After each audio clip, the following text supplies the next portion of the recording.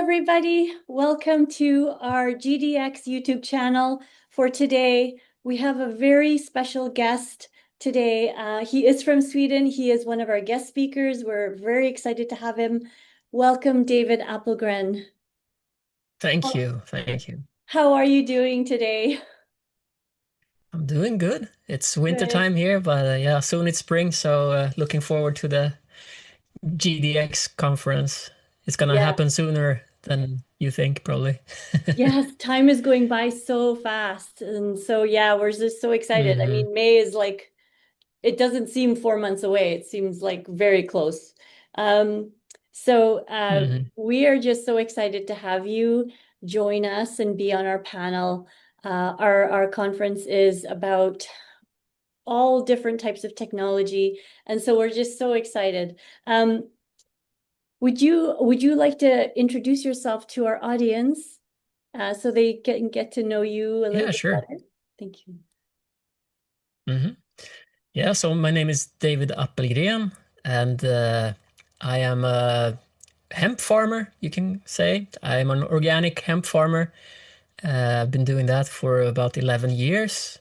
And also for about 15 years, I've been holding different kind of workshops about the heart and how to find your way back into the heart more.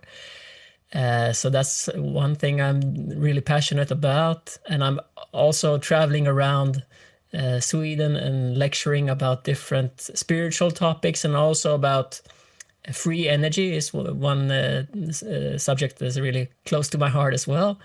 So spreading the information that it's definitely possible to have free energy in the world, and how many different people have been suppressed or even sadly killed for these inventions, and showing the recipe, so to say, to see that it is definitely possible. It's just that we as a humanity we've been held back.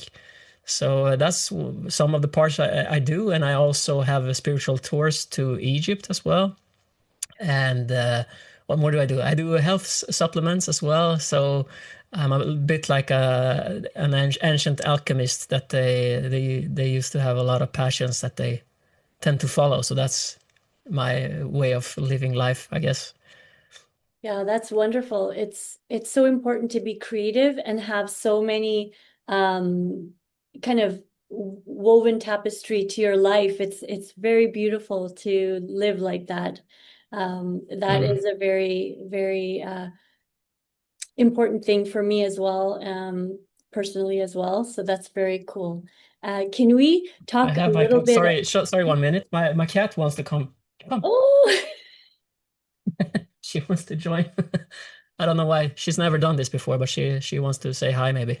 oh, Hey. that's so sweet. Oh, she's beautiful. You have a white She's cat. I have a black cat and he is downstairs. Yeah. That's so nice. Animals are so important to us and they just yeah. feed our souls, they're just part of our lives Mm. like a family. I love that. Mm. I love that. I love cats too. That are my Yeah, favorite. me too. Mm. Um, so, so as a holistic farmer and a hemp farmer, there's so many aspects. So we'll just go through each one. I think would be very, very interesting for people to hear. How did you get started in farming? Like, is your family come from a family of farmers, or is it just something you did and you've chosen hemp?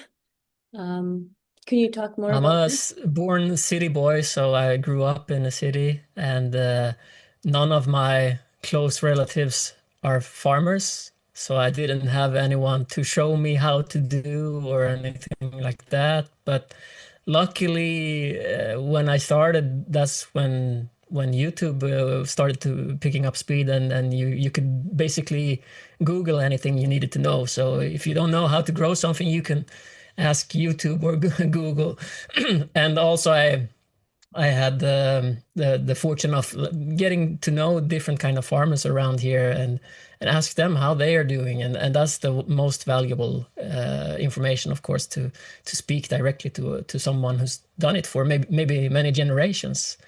So I started with an allotment in the city, 200 square meters, and started planting different kind of vegetables and so on. And I really wanted to know what's the benefits of organic food because I was promoting it a lot. I have a Facebook page called Matfusket, it's a quite big Swedish page about the food industry and so on. So I've been lecturing about organic food there, and for me, it's really important to walk my talk and not just talk it. So I really um, I really wanted to know if I'm promoting organic food, then I really need to know in my heart that it's possible to make organic food and grow it and harvest and everything like that. And so I really enjoyed it to have this small allotment, and then I really wanted to have a bigger space to grow. And I was starting to look around in the countryside to see where I could find a new home, and then I found Omberg. It's a power spot here in Sweden. It's a lot of different ley lines that come together and cross here Oh, at yeah. the mountain. So it's a very creative energy here, Oh, and the soil is really fertile. It's a total black soil, so it's really oh, wow. dense with Volcanic energy. then. Is it like Yeah. volcanic soil? No, not volcanic. It's No. peat. So Oh, peat. it's an Okay. old Yeah. sediment of a lake. Yes. Yeah. So that's where I eventually moved, and I really enjoy it here. It's peaceful in the countryside, and then I started to look at what can I grow that not everybody else is growing, because I have a background in marketing and graphic design, so I'm Okay. used to thinking like, how what can I do that's different from everyone else? Because if I do the same thing as everyone else, I maybe cannot get so well paid or anything like that. But then I started looking into what can I grow, and I found quinoa. So I was Oh, first in yes. Sweden to successfully grow quinoa. Oh, Uh, wow. yeah, Wow. That's cool. Yeah. Quinoa's yummy. yeah, definitely is. And then also I found hemp, and back then there was only 5 farmers in Sweden growing hemp. It was like totally forgotten this plant. Oh, And wow. it's such a medicinal plant, and I Yeah.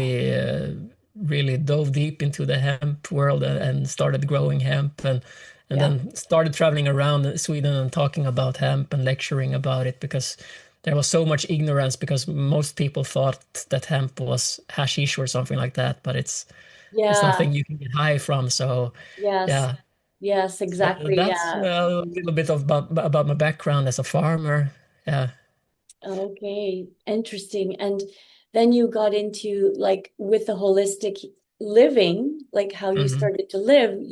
I mean, I'm sure you have always been a seeker and somebody who's always had that within himself. Hmm. So once you started doing this, like, did you get into I guess, the meditation and the heart science and technology within us after that? Or was it a kind of like together, growing together? Yeah, it's blending together, because like when you have your feet in the soil, there's no other way than to become spiritual, actually. And I've spoken to farmers around here that don't. They said themselves that, well, my grandfather, he used to have his feet in the soil all the time. But me as a farmer, modern farmer, I'm sitting 2 meters above in a vehicle. I don't have a touch. Yeah. I don't touch the soil anymore. So he admitted that he's losing touch with the earth. And Oh, to me, that's so sad. And to me, it's very important to have the connection. And I even harvest my hemp by hand. But yeah, to answer your question, I've been doing the heart meditations and workshop with the heart for about 15 years, something like that, and okay. the farming for about 11 years. So Oh, yeah, that's my what can you say? The ground I stand on is the heart meditations. yeah, Yeah.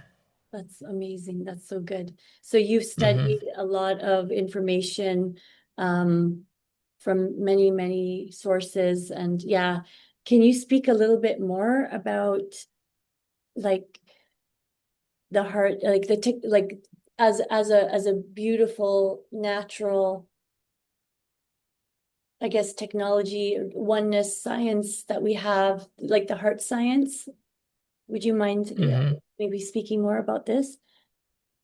Yeah, sure. Thank you. So yeah, the heart science, there's a lot of beautiful science coming out of the Heart Math Institute. I don't know if you've heard about it. I have, yeah. Yeah, it's in California. It's a part of Stanford University, so it's like really serious research going on there. And they started in 1992, and so they've been going on for more than 30 years now. So what they've been looking into is like they thought from the beginning maybe that the heart is just a pump, like a lot of people think.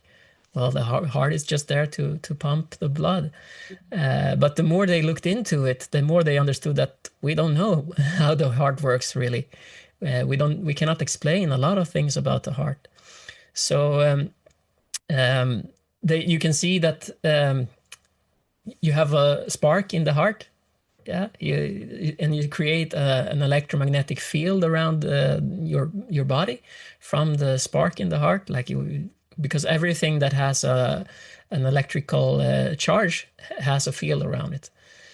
So they started looking into the heart, and they can see that around 6 feet around each and every person, you can find the heart field. So it's much stronger. It's 50 times stronger than the brain field. So, and they also could tell that if you're in coherence or not. And coherence, for those who don't know what it is like when the body and the heart and the mind and everything is in congruent. It's in the same frequency, basically. Mm-hmm. So most people are living in like an average Joe, let's say, they are in this coherence about a couple of minutes a day. And if you go to a Tibetan monk, they are in it basically 24/7. Yeah. So yeah. There are ways to be more in the heart and be more heart-centered and to be in this resonance field. And I saw recently, or a couple of years ago, they did a research about horses, the Heart Math Institute, and they could tell that around 60 feet around the horse, you could tell that you can notice the heart field. So 20 meters in European measurements. Yeah. So and they also could tell that the horses, they are in this coherent field basically all the time as well. So they are basically like Tibetan monks. Yes. So that can explain why people feel so harmonious when they're close to horses. Yes, and why their stress levels go down and their anxiety goes away. So yeah, horses are you can feel that, and that's why there's so much like rehabilitation with horses for children and adults. Yeah, especially I've heard a lot with autism as well, like a lot of different ways. So yeah, it's fascinating. That's just fascinating. Yeah, it sure is. They haven't, as far as I know, they haven't measured around a whale yet, but because a whale's heart is as big as a car. So I imagine several hundred meters around, probably. Yes, probably. Yeah.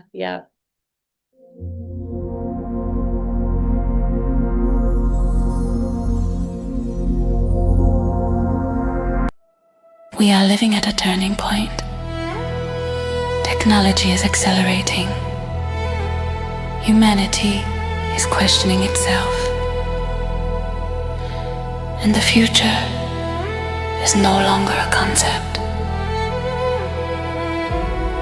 But questions remain.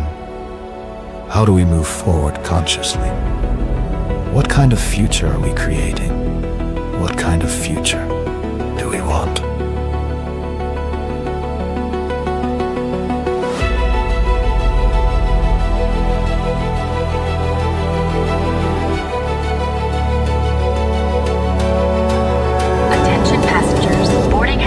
For flight A4 to Mars City. Please proceed to gate A4 with your identification ready.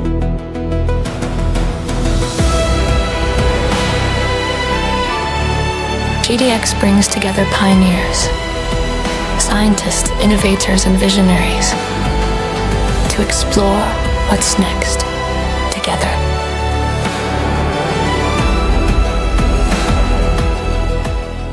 Galactic Discovery Exchange, May 23 and 24.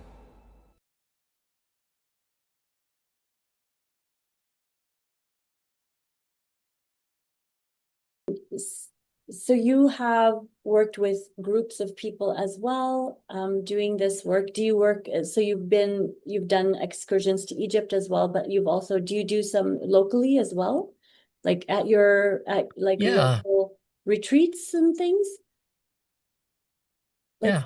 As for now, I've basically been mostly doing it in Sweden, a few other countries, but mostly Sweden so far.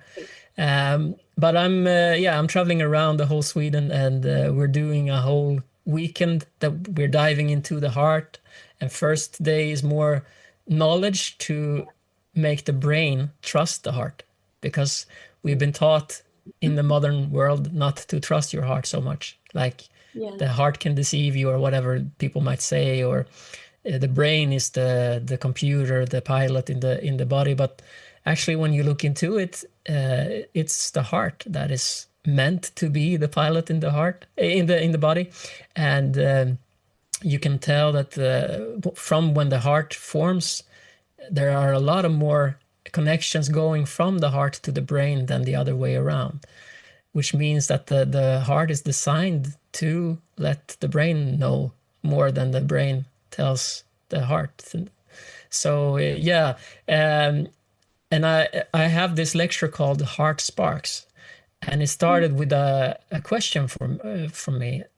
I've been doing this lecture for about 7 years, and I started thinking about, there's a spark inside of the heart that ignites once every second, roughly. Yes. That makes the heart beat.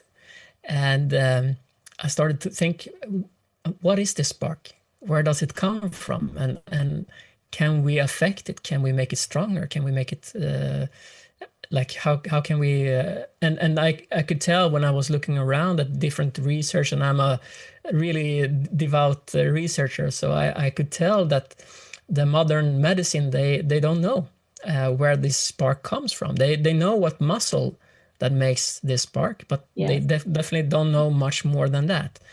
And so how I see it is that when the egg is fertilized, when we are in the uterus, there is actually a spark.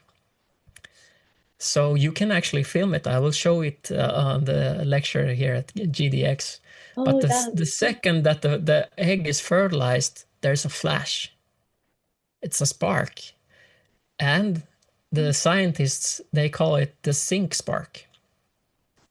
And the zinc spark is what ignites the life, and they can have different kind of eggs when they're doing this fertilization. And they can see the egg that has the strongest flash is the one who's most likely to develop into a child when they put it into the uterus again. Yeah. So that in that way they can have a higher success rate when they want to have people who cannot conceive so easily. So anyways, what I see as it is that this spark is the original heart spark. And then from this fertilized egg, it did after 1 day, there is the first division, and it becomes 2 cells, and then 4 cells, and 8 cells, and 16, and 32, and so on, until we get to 512 cells. Yeah. And that's when actually some scientists say that's when the heart is formed, that the whole embryo is just one big heart. Yeah, it's beautiful. It's so beautiful the science is beautiful, and the thought and just to take that in, it's really, it expands your soul, because it's a remembrance. It's almost like for every single soul on this planet, it's so interesting. It's so interesting. Yeah. Yeah. Wow. So what I found out, that it is actually antioxidants that make these heart sparks stronger. So we have this saying like, oh, he's lost the spark or she's lost the spark or whatever, and you can tell when someone is not in their life force. And I guess it's my hypothesis is that it actually has to do with the heart spark, and they call it the sync spark because you can see from the flash when they make a video from this, they can analyze the light and say which parts are made by what, and they can see it's comes from zinc. So zinc is the most important mineral when it comes to fertilization, and it's actually widely known that if you want to conceive, you better get a lot of zinc in your body. Yeah. And for men and women, but I think men more, right? Is it not? Actually, yeah, both actually, but Both. it might be more apparent with men. But with females, actually, they have linked. If you have a low zinc amount in your body, then it's linked to having Down syndrome children. Oh, wow. Yeah. So, yeah, it's very important for the female as well. Yeah. Oh, yeah. Antioxidants are, yeah, they're very important. Very important. So with your supplements, then what sort of supplements have you made or like sell or promote? Yeah, I started out with the CBD Oh, okay. from the hemp. Yeah. Yeah. And I've been actually growing most vegetables that you can find. Like I'm really curious and I want to try everything. So I had a little boutique here, farm-side boutique, and I was selling the different kind of things like sauerkraut and crispy breads and a lot of things. But last, what could be 5-6 years, I've been mostly focusing on supplements because I could see that there is the area where I can help people the most, and wherever I can help the most people at the shortest amount of time, that's where you find me. So I do a zinc as well, the strongest zinc supplement on the market as far as I know. And it's really important to because our soils, as a farmer, I can see also that the soils are not what they used to be. Yes, they used to contain so many different trace minerals, and then the farmers only add 3 minerals. NPK, it's called the fertilizer that they are adding. Oh, okay. So you're all the time taking out maybe 100 different minerals. Yeah. And then you're just replacing it with 3. That anyone can understand that the soil is going to be depleted after a while. And we've been doing this for about 100 years now. And I don't think we can go on much longer like this because there's not going to be any energy or any minerals in the food if we continue like this. Yes, in the old days, we had a circle of life. Every human waste and animal waste went into the field again, and then it just continued. But we don't do that anymore. Yeah, and they use the fields for different types of crops too, so they rotate their crops, which helps, right, as well? Yeah, it can help, but it's still, in my opinion, in my view, it's not nowhere close to enough for what we need.